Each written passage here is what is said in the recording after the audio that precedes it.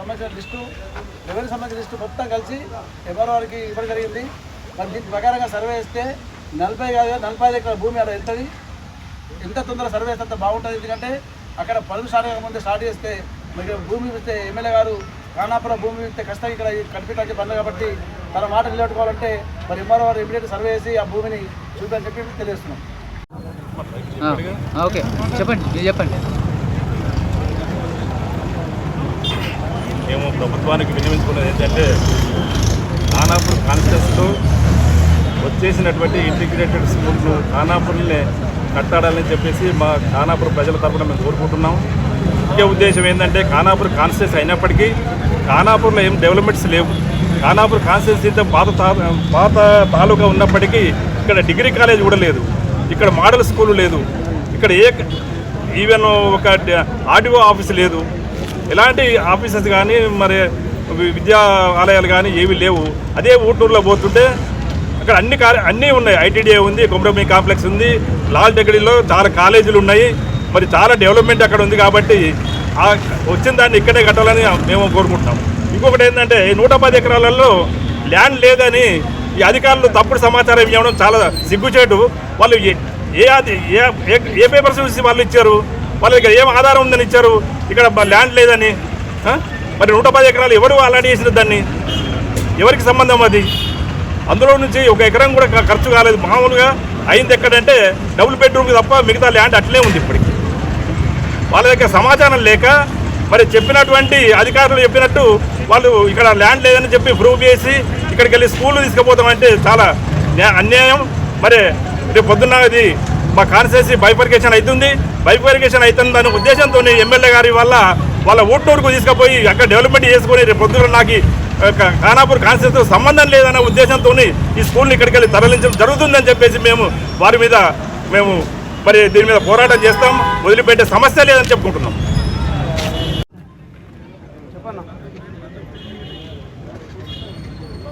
ఖానాపూర్కు sanction అయినటువంటి integrated స్కూల్ను Khanapur నియోజకవర్గ కేంద్రంలోనే నిర్మించాలని చెప్పి ఏదైతే ఊట్నూరుకు తరలించారని లేదా స్థలం లేదన్నటువంటి సాకుతో ఊట్నూరుకు తరలించారనేటువంటిది ఏదైతే ఉందో అందులో వాస్తవం లేదు.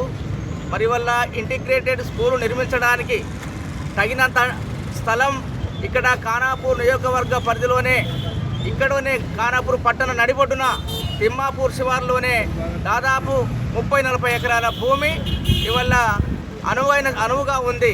మరి నిర్మించడానికి అనువుగా ఉన్నటువంటి పరిస్థితిని అర్థం చేసుకోకుండా ఇక్కడ స్థలం లేదని కొందరు అధికారులు చెప్పినట్టుగా తెలుస్తూ ఉంది. ఇది పూర్తిగా అవాస్తవమైనటువంటి విషయము.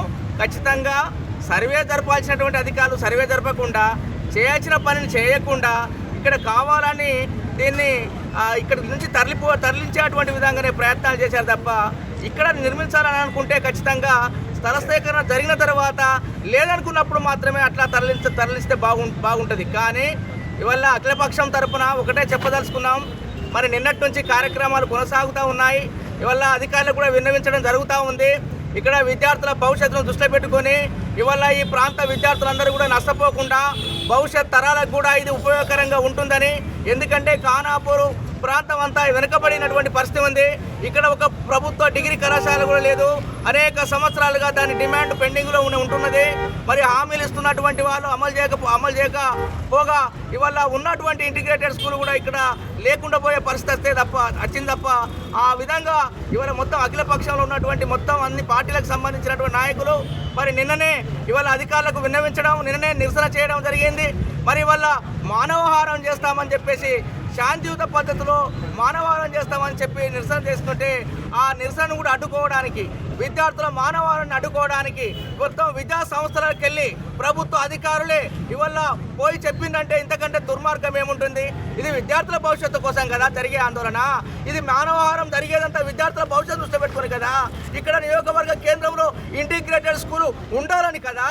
ఇవాళ దీన్ని గుర్తించకుండా వాస్తవాల్ని మరుగున పరిచేటువంటి పద్ధతిలో ఇవాళ ప్రయత్నాలు జరుగుతున్నాయి.